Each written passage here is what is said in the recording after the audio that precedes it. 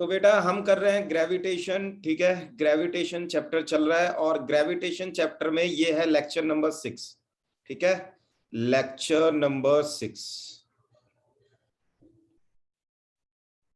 Okay, तो देखो gravitation में जितने भी कॉन्सेप्ट अभी तक हमने करे हैं, ठीक है। सो ये क्लास बेसिकली किसकी होने वाली है? न्यूमेरिकल्स की। जो भी हमने अभी तक पढ़ा है उसके ऊपर हम क्या करेंगे? न्यूमेरिकल्स करने वाले हैं, ठीक है। Numericals. Okay, so I hope ये न्यूमेरिकल्स करके आपको क्या होगा, जो भी बेसिक चीज है उसके बारे में पता लग जाएगा, बेसिक आइडिया हो जाएगा कि इसके ऊपर कैसे न्यूमेरिकल आते हैं, राइट। सो चलो देख लो, कर लेते हैं हम इस ग्रेविटेशन के न्यूमेरिकल। तो देखो पहला तुम्हें न्यूमेरिकल यहां पर दिख रहा होगा। पहला क्वेश्चन ही यही है कि two particle of equal mass m go around a circle of radius r under the action of mutual gravitational attraction, ठीक है। वो कह रहा है कि भैया हमारे पास ना दो पार्टिकल है, देखो ऐसे करके ऐसे बना लेते हैं हम। हाँ, हमारे पास ऐसे करके यहाँ पर ये एक सर्कल है और इस सर्कल में ना यहाँ पर ये देखो, यहाँ पर एक पार्टिकल है, इसका मास कितना है? m। और इसके ठीक सामने एक और पार्टिकल है और इसका भी मास क्या है? m। अब वो कह रहा है कि इनके बीच एक फोर्स ऑफ अट्रैक्शन है, बिल्कुल होगी, ठीक है। इनके बीच एक फोर्स ऑफ अट्रैक्शन है, यहाँ पर देखो ये इसको अट्रैक्ट कर रहा होगा और ये वाला मास इससे अट्रैक्ट हो रहा होगा, है ना। तो दोनों मास एक दूसरे से अट्रैक्ट हो रहे हैं। अब वो कह रहा है कि इस ग्रेविटेशनल अट्रैक्शन की वजह से ना ये दोनों के दोनों पार्टिकल मूव कर रहे हैं ऐसे, ठीक है। ऐसे सर्कल में मूव कर रहे हैं, देखो इस तरीके से, ठीक है। ऐसा जनरली हमें कहाँ देखने को मिलता है? देखो जनरली हम देखते हैं कि हमारी अर्थ सन के चारों तरफ मूव कर रही है ना। तो उसका एक बहुत मेजर रीजन है कि ग्रेविटेशनल पुल लग रहा है हमारी अर्थ पर। किसकी वजह से? सन की वजह से। तो जहां पर ग्रेविटेशनल पुल होता है दो बहुत ही बड़ी ऑब्जेक्ट के बीच, ठीक है, तो वो रोटेट करती है, ठीक है। तो मान लो ऐसे रोटेट कर रही है वो। अब हमें ये बताना है कि अगर ये दोनों ऑब्जेक्ट एक दूसरे को अट्रैक्ट कर रही हैं ग्रेविटेशनल फोर्स से, तो ये कितनी वेलोसिटी से यहाँ पर क्या कर रही होंगी? रोटेट कर रही होंगी, है ना। तो देखो बहुत सिंपल सा केस है यहाँ पर मैं ये सेंटर ले लेता हूं, ठीक है। अच्छा, ये ग्रेविटेशनल फोर्स है और जरा ध्यान से देखो, ग्रेविटेशनल फोर्स में ये दोनों एक दूसरे को अट्रैक्ट कर रही है, राइट। तो ग्रेविटेशनल फोर्स में जब दोनों एक दूसरे को अट्रैक्ट करेंगी और जब कोई चीज ऐसे घूमती है तो वहां पर सेंटर की तरफ, है ना, सेंटर की तरफ एक सेंट्रीपिटल फोर्स भी लगता है, राइट। ऐसे करके एक सेंट्रीपिटल फोर्स भी लग जाता है। तो अगर हम सिंपल पूछें कि यहां पर सेंट्रीपिटल फोर्स किस फोर्स की वजह से आ रहा है, ठीक है, तो यहां पर सेंट्रीपिटल फोर्स आ रहा है इस ग्रेविटेशनल फोर्स की वजह से, ठीक है। जैसे हमारी अर्थ सन के चारों तरफ मूव कर रही है, ठीक है, मतलब एक सेंट्रीपिटल फोर्स आ रहा है किसकी वजह से? ग्रेविटेशनल फोर्स के, अर्थ और सन के बीच। सिमिलरली यहां पर भी हो रहा है। तो दो पार्टिकल के बीच एक ग्रेविटेशनल अट्रैक्शन है जिसकी वजह से ये क्या कर रहे हैं? रिवॉल्व कर रहे हैं, राइट। तो इसकी स्पीड निकाल लेते हैं। देखो बहुत सिंपल है। सबसे पहली बात मुझे ये समझ में आ रही है यहाँ पर कि ये जो सेंट्रीपिटल फोर्स है, राइट, ये किसकी वजह से आ रहा है? ग्रेविटेशनल फोर्स की वजह से आ रहा है, ओके। अब सेंट्रीपिटल फोर्स का फॉर्मूला बता दो क्या होता है? सेंट्रीपिटल फोर्स का फॉर्मूला होता है mv²/r, ठीक है। ये देखो सेंटीमीटर, अगर ये सर्कल में मान लो तो इसकी रेडियस कितनी होगी? यहां से यहां तक की r होगी, राइट। अब ये सेंटीपिटल फोर्स इस ग्रेविटेशनल फोर्स की वजह से आ रहा है, ये क्वेश्चन में गिवन है हमें, है ना, ये कह रहा है ये क्वेश्चन में। तो ग्रेविटेशनल फोर्स का फॉर्मूला क्या होता है? दो मास के बीच, बहुत सिंपल है ये भी। जी, एक मास m है, दूसरा मास भी m है, ठीक है। और इन दोनों के बीच डिस्टेंस r नहीं होके 2r है, देखो डायमीटर का डिस्टेंस है ना। तो यहां पर हम क्या लिख सकते हैं? 2r और इसका होल स्क्वायर, राइट। तो ये हो गया ग्रेविटेशनल फोर्स। अब हम क्या करेंगे? इसको सॉल्व करेंगे बस। यहाँ पर mv²/r, ठीक है, किसके इक्वल हो जाएगा? जी एम स्क्वायर, और यहां पर हो जाएगा हमारे पास 4r², राइट। अब यहां पर हम क्या करेंगे? बहुत सिंपल है, सॉल्व कर लेते हैं इसको, ठीक है। m से m, देखो यहां से m से m की वैल्यू क्या हो गई? कैंसिल हो गई, ठीक है। एक r से ये एक r भी कैंसिल हो गया, राइट। तो यहां पर v² किसके इक्वल बच रहा है? g, यहां पर बचा एक m, ठीक है, और यहां पर हो गया 4r, राइट। यहां से मुझे पता चला कि अगर मैं वेलोसिटी निकालूं तो वेलोसिटी आएगा √of gm4r, राइट। तो इस वेलोसिटी से ये दोनों के दोनों पार्टिकल क्या कर रहे हैं? मूव कर रहे हैं। देखो बहुत सिंपल सी बात है, ठीक है। सो यहां पर हमें क्या सीखने को मिला, यहां पर हमें ये सीखने को मिला कि ग्रेविटेशनल फोर्स की वजह से दो ऑब्जेक्ट क्या कर सकते हैं, ग्रेविटेशनल फोर्स की वजह से दो ऑब्जेक्ट एक दूसरे के अराउंड मूव कर सकते हैं, ठीक है, सर्कुलर पाथ में, है ना। ग्रेविटेशनल फोर्स क्या प्रोड्यूस कर सकता है, gravitational force centripetal force produce कर सकता है, राइट, सेंट्रीपिटल फोर्स प्रोड्यूस करता है। ओके, यहां से हमें ये पता चला। अब चलो नेक्स्ट क्वेश्चन की तरफ चल लेते हैं हम, ठीक है। आई होप तुम्हें ये क्वेश्चन समझ में आ गया होगा सबको। नेक्स्ट क्वेश्चन की तरफ चलते हैं, ठीक है। चलो, ये आ गया हमारे पास नेक्स्ट क्वेश्चन, और नेक्स्ट क्वेश्चन आप देख सकते हो कि कैसे है, ठीक है। यहाँ पर देखो, ये क्वेश्चन कुछ ज्यादा इंपॉर्टेंट है। ये क्वेश्चन आपको बहुत सारे आइडिया दे देगा सॉल्व करने के ग्रेविटेशनल फोर्सेस को, ठीक है। तो देख लेते हैं क्वेश्चन क्या है। क्वेश्चन कह रहा है कि हमारे पास क्या है, हमारे पास 3 इक्वल मासेस है, दिख रहा है, और हर कोई एक इक्विलेटरल ट्राइंगल के एबीसी वर्टिसेस पे रखा हुआ है, ठीक है। अब तुम्हें बताना है, देखो इस तरीके से है ये क्वेश्चन कि हमारे पास बना लेते हैं, देखो ऐसे करके, हाँ ठीक है, एक राइट एंगल हम ट्राइंगल बना लेते हैं इस तरीके से। ओके, चलो ये राइट एंगल ट्राइंगल हो गया, और इस राइट एंगल ट्राइंगल पे ना यहां पर देखो, ये यहां बना लेते हैं, यहां पर एक मास रखा हुआ है m, यहां पर भी एक मास रखा हुआ है m, ठीक है, और यहां पर भी एक मास रखा हुआ है m, ठीक है। अच्छा, ये इक्विलेटरल ट्राइंगल है, बिल्कुल सही बात है, 3 मास रखे हुए हैं वर्टिसेस पे, ये भी बहुत सही है, ठीक है। अब ये एक बात बताओ, जब इनको मैं यहाँ पर एक्सटेंड करूंगा, ऐसे देखो यहाँ पर जब मैं इसको एक्सटेंड करूंगा यहाँ नीचे, ठीक है, यहाँ पर कहीं पर कुछ, और इसको यहाँ पर एक्सटेंड करूंगा इधर, ठीक है, और इसको यहाँ एक्सटेंड कर देता हूं, तो यहाँ पर ये जो तीनों वर्टिसेस मिलती है ना, इस एक्सिस को क्या, इस पॉइंट को क्या कहते हैं, इस पॉइंट ऑफ इंटरसेक्शन को क्या कहते हैं, सेंट्रॉइड कहते हैं, ठीक है। और इसको जनरली जी से डिनोट करा जाता है ना, जी से डिनोट करा जाता है। अब वो कह रहा है कि यहाँ पर हमने एक मास रख रखा है 2m का, ठीक है। अब उस पे हमें बेटा नेट फोर्स बताना है ना, इस पे नेट फोर्स बताना है। तो देखो बहुत सिंपल सी बात है यहाँ पर, ये भी बहुत सिंपल है। हम करेंगे क्या, यहाँ पर हम ये देखेंगे कि इस 2m पे कौन कौन से पार्टिकल क्या क्या फोर्स लगा रहे हैं। तो देखो ये 2m वाला पार्टिकल, इसकी नेमिंग कर देता हूं, ये ए वर्टिसेस है, ये बी है, ये सी है, ठीक है। तो ये 2m वाला पार्टिकल यहां पर इसकी तरफ क्या हो रहा है, अट्रैक्ट हो रहा है, ये देखो ऐसे करके अट्रैक्ट हो रहा है ना। और यही 2m वाला पार्टिकल इसकी तरफ भी अट्रैक्ट हो रहा होगा, है ना, ऐसे करके। और ये ही 2m वाला पार्टिकल इस मास की वजह से भी इसकी तरफ अट्रैक्ट हो रहा है ना। और देखो क्योंकि मास से सेम है, ये मास से सेम है ना, तो इस पे जो लगने वाला फोर्स होगा वो क्या होगा, सेम होगा।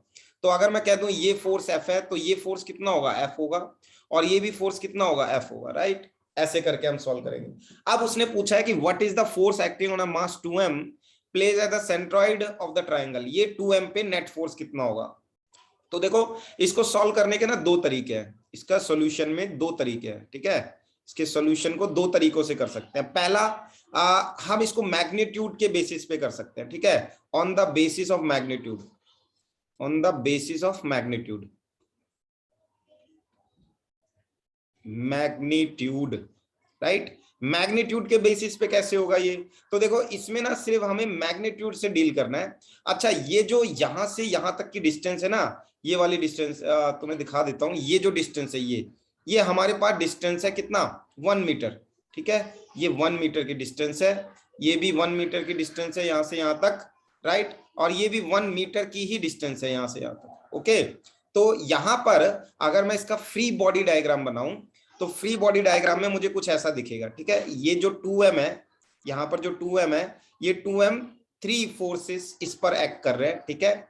एक फोर्स ये हो गया F, एक फोर्स ये हो गया यहां पर F, राइट, और एक फोर्स यहां पर हो गया F, ओके। देखो इस तरीके से, है ना।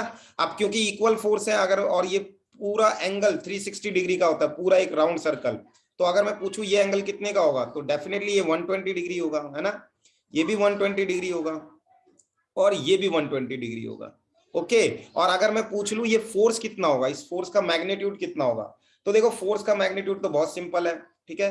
ये ग्रेविटेशनल फोर्स है, और ग्रेविटेशनल फोर्स क्या होता है, G, एक मास है हमारे पास M, ठीक है। तो यहां पर मैं लिख दे रहा हूं M, दूसरा मास है जिसके ऊपर फोर्स लग रहा है, ये वाला मास है, वो कितना है 2m, और इन दोनों के बीच की ये जो डिस्टेंस है, ये वाली जो डिस्टेंस है ये है 1 मीटर, राइट, ऐसा करके। तो जल्दी बताओ हमारे पास क्या हो गया, ये g, ठीक है, यहाँ पर हो गया 2m स्क्वायर डिवाइड बाय 1, ठीक है। तो इसको हम सिंपली लिख सकते हैं 2gm स्क्वायर, ठीक है। तो ये मैग्नीट्यूड हो गया इस एक फोर्स का। चलो अब इसको सॉल्व कर लेते हैं, ये मैग्नीट्यूड के बेसिस पे सॉल्व करके दिखा रहा हूं तुम्हें।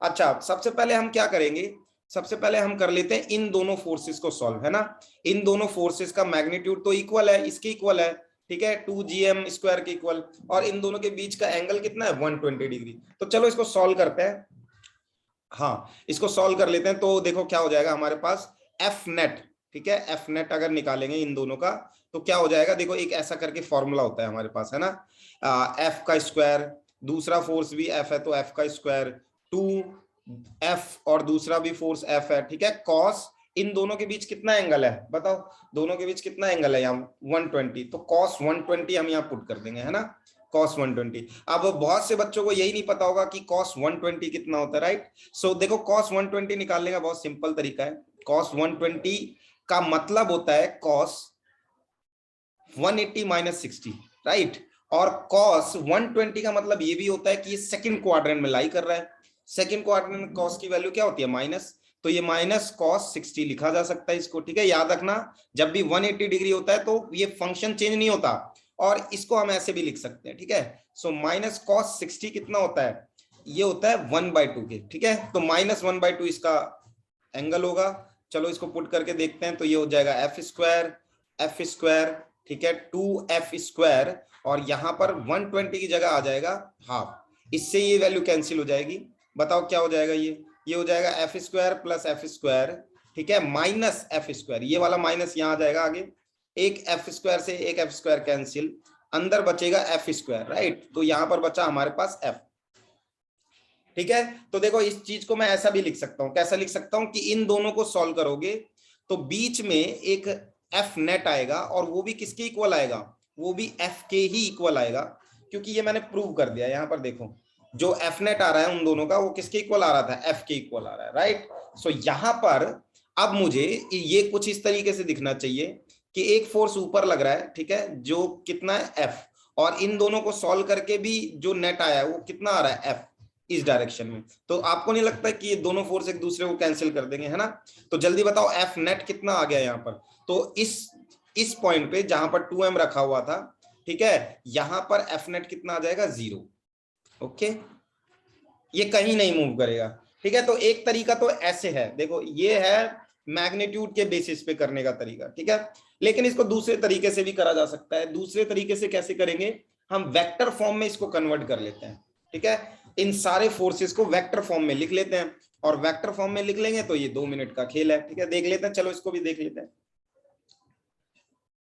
हाँ उसी का डायग्राम बना दे रहा हूं मैं यहाँ पर, ठीक है। यहाँ पर देखो क्या रखा हुआ था, यहाँ पर रखा हुआ था 2m, यहाँ पर रखा हुआ था 2m, और 2m पे लग रहे हैं 3 फोर्स, एक फोर्स ये F, ठीक है, एक फोर्स ये, और ये भी कितना है F के इक्वल है, और तीसरा फोर्स ऐसे लग रहा है, और ये भी किसके इक्वल है, F के ही इक्वल है, ओके। तो चलो देख लेते हैं इसको, इस फोर्स को ना, इस फोर्स को मैं कह रहा हूं ये हमारा फर्स्ट फोर्स है, राइट, और इस फोर्स की ये ऐसे कह लेते हैं, ये कौन सा, यहाँ पर कौन क्या था, ए वर्टिसिस थी, है ना, तो इसको क्या देते हैं कि ये एफ ए है, ओके। इसको डिलीट करते हैं, एक सेकेंड, हाँ, तो अब जरा ध्यान से देखो कैसे करेंगे। मैं इसको लिख रहा हूं कि ये ए वाला, ए वर्टिसिस वाला फोर्स है, ठीक है, सिमिलरली ये बी वर्टिसिस वाला फोर्स है, और सिमिलरली ये सी वर्टिसिस वाला फोर्स है, ठीक है। अब जरा ध्यान से देखो, अगर मैं ए वर्टिसिस वाले फोर्स को लिखूंगा, ठीक है, तो कैसे लिख सकता हूं इसको, देखो 4a,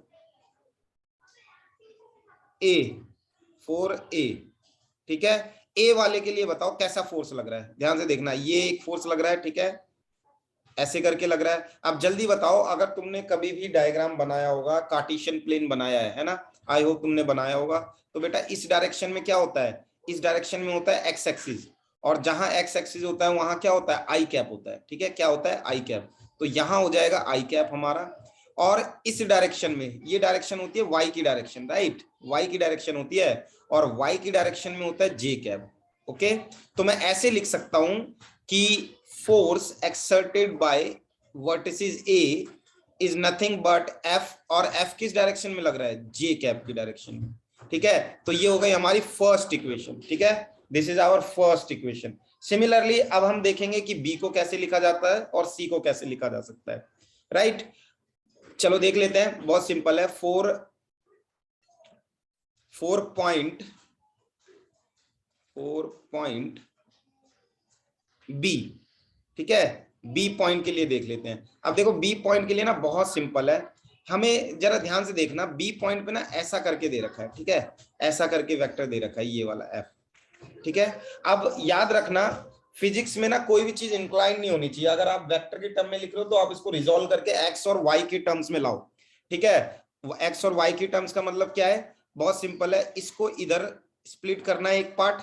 ठीक है, ये हमारा वाई एक्सिस हो गया, एक ये इधर स्प्लिट होकर आना चाहिए। ठीक है, ये कौन सा हो गया, ये नेगेटिव एक्स एक्सिस हो गया, है ना। और जल्दी देखो, कोई मुझे बताएगा ये एंगल कितना होगा। हाँ भाई, देखना, हाँ ये था ना, ये वाला था। तो ये वाला जो फोर्स है, ये पूरा एंगल कितना होता है, 60 होता है, राइट, कितना होता है, 60। तो ये पूरा एंगल होता है 60। तो जल्दी बताओ ये वाला एंगल, ये वाला एंगल कितना होगा। देखो ये पूरा एंगल 60 है, तो ये हाफ एंगल कितना होगा, 30। तो ये वाला भी एंगल कितना होगा, 30 डिग्री। ठीक है, तो मैं ये कहना चाहता हूं कि यहाँ पर ऐसे करके था, ये देखो ऐसे करके था ना, ऐसे, ठीक है, और ऐसे। तो मैं ये कहना चाहता हूं कि ये जो एंगल है, ठीक है, ये वाला जो एंगल है, ये कितना होगा, 30 डिग्री होगा, क्योंकि ये पूरा का पूरा, ठीक है, यहां पर ऐसे होगा और ये 30 डिग्री हो जाएगा। चलो ये 30 डिग्री पे है, 30 डिग्री। क्या मैं इसको रिजोल्व कर सकता हूँ, हाँ मैं इसको रिजोल्व कर सकता हूँ, है ना। तो जिसके साथ, जिस लाइन के साथ एंगल होता है उसके साथ क्या आ जाता है, कॉस थीटा। तो ये हो गया एफ कॉस थीटा, ठीक है, कॉस थीटा या कॉस 30 हो जाएगा। सिमिलरली यहाँ क्या हो जाएगा, एफ साइन 30। ओके, अब हम देख सकते हैं कि ये जो एफ साइन 30 है, ये किस डायरेक्शन में, ये माइनस जे डायरेक्शन में, ठीक है, माइनस जे डायरेक्शन में। और ये जो एफ कॉस 30 है, ये किस डायरेक्शन में है, ये है माइनस आई डायरेक्शन में। ठीक है, माइनस आई डायरेक्शन में, नेगेटिव एक्स एक्सिस है तो माइनस आई डायरेक्शन होगी ये। ठीक है, तो ये बी वाला फोर्स, ये बी वाला फोर्स हम कैसे लिख सकते हैं, जल्दी बताओ। यही बी वाला फोर्स हम ऐसे लिख सकते हैं वेक्टर फॉर्म में। ठीक है, कैसे लिखेंगे, कैसे लिख सकते हैं इसको, इसको लिखेंगे हम F cos 30, F cos 30, right, यहां पर लिखेंगे माइनस आई कैप। ओके, और फिर लिखेंगे प्लस, दूसरा कंपोनेंट कौन सा था, एफ साइन 30, एफ साइन 30, और यहां पर लिखेंगे माइनस जे कैप। ओके, अब जल्दी बताओ एफ कॉस 30 की वैल्यू कितनी होती है, कॉस 30 √3/2 होता है, तो ये हो जाएगा √3/2। ठीक है, एफ, और माइनस यहां लगा देते हैं, ठीक है, माइनस, ये हो गया आई कैप, फिर ये माइनस जे, ठीक है, तो ये एफ साइन 30 होता है 1/2। ठीक है, सो इसको लिख सकते हैं f/2 जे कैप। तो देखो ये वाला वेक्टर भी हमने बना लिया। तो अल्टीमेटली मेरे पास एफ बी वाला वेक्टर कितना आया, एफ बी वाला वेक्टर जो है वो मेरे पास कितना आया, वो देखो इतना आया। मैं लिख देता हूं यहाँ पर, ये जो एफ बी का वेक्टर था, ठीक है, ये एफ बी का वेक्टर मेरे पास आया minus √3/2 I cap, F of I cap, ठीक है, और ये माइनस f/2 जे कैप। ओके, तो ये मैंने इसकी वेक्टर रिप्रेजेंटेशन करी है, राइट, वेक्टर रिप्रेजेंटेशन करी है ये हमने। तो वेक्टर रिप्रेजेंटेशन करेंगे तो ऊपर वेक्टर भी लगाते हैं ऐसे, ठीक है, ऐसे वेक्टर लगा सकते हैं हम। सिमिलरली जब मैंने ये रिप्रेजेंट करा था तो यहां पर भी वेक्टर लगाना चाहिए। ठीक है, तो देखो यहां पर भी मैंने वेक्टर लगा दिया। चलो अब आगे बढ़ते हैं। तो ये वेक्टर हमने रिजोल्व कर लिया। जल्दी बताओ ये सी पॉइंट वाला वेक्टर कैसे रिजोल्व होगा। ओके, ये सी पॉइंट वाला वेक्टर भी देखो बहुत इजीली रिजोल्व कर सकते हैं हम इसको। तो मैं बना देता हूं इसको, एट पॉइंट सी, ठीक है, पॉइंट सी वाला जो वेक्टर है वो कैसे था, पॉइंट सी वाला वेक्टर ऐसे था, ये देखो ऐसे वाला, है ना, ऐसे था ये एफ। ओके, और ये एंगल भी कितना होगा, जल्दी बताओ, ये वाला अगर मैं एंगल बनाऊं तो ये एंगल भी कितना होगा, 30 डिग्री का ही होगा, राइट। अब क्या मैं इसको रिजोल्व कर सकता हूं, हाँ मैं रिजोल्व कर सकता हूं। एक तो इस डायरेक्शन में आएगा, ये कितना आएगा, एफ cos 30। ओके, एक इस डायरेक्शन में आएगा, ये कितना आएगा, F sine 30, F sine 30, right. अच्छा, ये तो एक्स एक्सिस की डायरेक्शन है ना, एक्स एक्सिस की डायरेक्शन में आता है आई कैप। सिमिलरली एफ साइन 30, ये कौन सा कैप हो गया, ये हो गया माइनस जे कैप, राइट। क्या हो गया, माइनस जे कैप। तो जल्दी बताओ इस एफ वेक्टर को हम कैसे लिख सकते हैं, इस एफ वेक्टर को हम लिख सकते हैं एफ कॉस 30 आई कैप प्लस, ठीक है, एफ साइन 30 माइनस जे कैप। ओके, ऐसा करके लिख सकते हैं। तो एफ कॉस 30 कितना होता है, ये हो जाएगा √3/2, ठीक है, F of I cap. Similarly यहां पर हो जाएगा -f/2, ठीक है, और ये हो गया जे कैप। तो ये देखो मैंने इसको वेक्टर फॉर्म में लिख दिया, राइट, ऐसे करके मैंने इसको यहां पर वेक्टर फॉर्म में लिख दिया है। ओके, बहुत बढ़िया। तो यहां पर अब मेरे पास तीनों वेक्टर आ गए हैं, है ना, ए वेक्टर भी आ गया है, बी वेक्टर भी आ गया और सी वेक्टर भी आ गया। अब जो इस पे नेट फोर्स होगा, इस पे जो नेट फोर्स होगा, है ना, अगर वो वर्टिकली देखें तो नेट फोर्स क्या होगा, नेट फोर्स होगा ए वेक्टर को ऐड करो प्लस बी वेक्टर को ऐड करो प्लस सी वेक्टर को ऐड करो, है ना, ऐसे करके निकालेंगे नेट। तो चलो तीनों वेक्टर को ऐड कर लेते हैं, ठीक है। तो एफ ए वेक्टर कितना है, देखो ऐड कर लेते हैं इन तीनों को। हाँ, तो एफ नेट हो जाएगा हमारे पास, एफ नेट जो वेक्टर है वो हो जाएगा एफ ए वेक्टर, ठीक है, plus F B vector, right, plus F C vector. Okay, तो ये वेक्टर वेक्ट्रिकली जब हम दिखाते हैं तो ऐसे दिखाते हैं नेट फोर्स, ठीक है, और मैग्नीट्यूड के बेसिस पे निकालते हैं तो ऐसे निकालते हैं, ऐसे मैग्नीट्यूड का यूज करके, राइट, ऐसे मैग्नीट्यूड का यूज करके निकाला जाता है। ओके, तो वेक्टर वेक्टर वाली फॉर्म ज्यादा इजी लगती है मुझे, क्योंकि इसमें थोड़ा दिमाग भी नहीं लगाना, एकदम एडवांस आंसर आता है, ठीक है। तो देखो एफ ए किसके इक्वल है, एफ ए इक्वल है एफ जे कैप के, तो एफ ए की जगह हम लिख देते हैं एफ जे कैप, ठीक है, प्लस एफ बी की जगह क्या आ रहा है, देखो एफ बी की जगह क्या आ रहा है, -3/2 एफ आई कैप। तो यहां पर हम लिख देते हैं, इसको हटा देते हैं। तो ये कितना हो जाएगा, ये हो जाएगा हमारे पास -3/2, ठीक है, आई कैप एफ, ठीक है, और एफ बी का दूसरा कंपोनेंट कितना था, -f/2 जे कैप, -f/2 जे कैप, ठीक है। इसमें हमें ऐड करना है, ऐड करना है सी वेक्टर, ठीक है। तो सी वेक्टर देखो तुम्हारे सामने ये रहा, तो इसको ऐड कर देते हैं 3/2 एफ आई कैप, ठीक है, -f/2 जे कैप, ठीक है। अब देख लेते हैं यहाँ पर कैसे कैसे किससे डील हो रहा है। तो देखो कुछ नहीं करना है, एक चीज तो बिल्कुल कंफर्म है, यहाँ पर क्या कैंसिल हो रहा है, देखो एक तो कैंसिल हो रहा है ये, ठीक है, ये इससे कैंसिल हो रहा है कंप्लीटली, ठीक है। और अब हमारे पास क्या बचा, अब हमारे पास बचा है एफ जे कैप, ठीक है, -f/2 जे कैप और -f/2 जे, तो कितना हो जाएगा ये प्लस, ठीक है, ये हो जाएगा एफ जे कैप, ठीक है। तो ये आंसर कितना आ गया 0। तो देखो एफ नेट चाहे तुम वेक्टर फॉर्म से निकालो या मैग्नीट्यूड फॉर्म से निकालो, है ना, दोनों से आंसर क्या आता है, सेम आता है। मैं प्रिफर करूंगा कि तुम्हें वेक्टर फॉर्म करनी चाहिए, इनिशियली ये तुम्हें टफ लगेगा, लेकिन अगर इस मेथड से आया तो बहुत सारी चीजें इजिली सॉल्व हो जाएंगी, राइट। अब मैं चाहता हूं कि इसका ये जो बी पार्ट है, ठीक है, ये बी पार्ट तुम सॉल्व करो बाय यूजिंग वेक्टर नोटेशन, ठीक है। चलो आगे बढ़ते हैं नेक्स्ट क्वेश्चन की तरफ। हाँ, नेक्स्ट क्वेश्चन यह बहुत ही स्टैंडर्ड क्वेश्चन है, ठीक है। ये क्वेश्चन देखो हर बार, इस क्वेश्चन की नॉलेज होनी चाहिए बस तुम्हें, ठीक है। ये क्वेश्चन कहाँ से पूछा गया है ये भी इंपॉर्टेंट है, और बस सिंपली इस क्वेश्चन की क्या होनी चाहिए, हमारे पास नॉलेज होनी चाहिए। तो देख लेते हैं ये कैसे, क्या कैलकुलेट करने के लिए कह रहा है। देखो सबसे पहली बात तो ये कह रहा है calculate the mass and density of earth. हालांकि मैं अपने थ्योरी वाले लेक्चर में ये दोनों कैलकुलेट करा चुका हूँ, लेकिन फिर भी देख लेते हैं यहाँ पर, ठीक है। ये उससे भी ज्यादा इजी कॉन्सेप्ट है और इजिली हो जाना चाहिए ये। तो चलो देख लेते हैं, सबसे पहले इसका सॉल्यूशन पे बात करते हैं। तो हमें मास कैलकुलेट करने के लिए कह रहा है ना, तो और हमें जी की वैल्यू गिवन है, स्मॉल जी गिवन है, रेडियस ऑफ अर्थ गिवन है। ओके, तो इसको कैसे डील करेंगे, इसको डील करने का बहुत सिंपल है, इसी टर्म में हमें फॉर्मूला पता होना चाहिए। तो हमें पता है कि अर्थ की सरफेस पे जो ग्रेविटी की वैल्यू होती है वो कितनी होती है, Gm/r²। ये फॉर्मूला हमने ड्राइव कर रखा है, ठीक है। थ्योरी वाले लेक्चर में हमने बहुत अच्छे से करा था, और ये बहुत ही स्टैंडर्ड चीज है, ये तो आपको पता ही होना चाहिए, ठीक है। यहाँ पर G होता है 9.8, ये जी होता है यूनिवर्सल ग्रेविटेशनल कांस्टेंट, एम हमारे पास होता है मास ऑफ अर्थ, ठीक है, आर होता है रेडियस ऑफ अर्थ, ठीक है। और ये अगर मैं यहां से मास ऑफ अर्थ निकालूं तो उसका फॉर्मूला क्या हो जाएगा, जी को आर स्क्वायर से मल्टीप्लाई कर दो, ठीक है, और नीचे लिख दो क्या, कैपिटल जी।